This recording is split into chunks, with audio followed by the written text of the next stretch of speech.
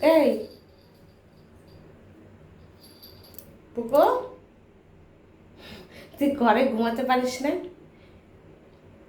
ওয়াশরুমে এসে গড়াগড়ি খাচ্ছে, দেখো, ঠান্ডা বলে। তোর ঘরে জায়গা নেই? কিরে, এই পুকো,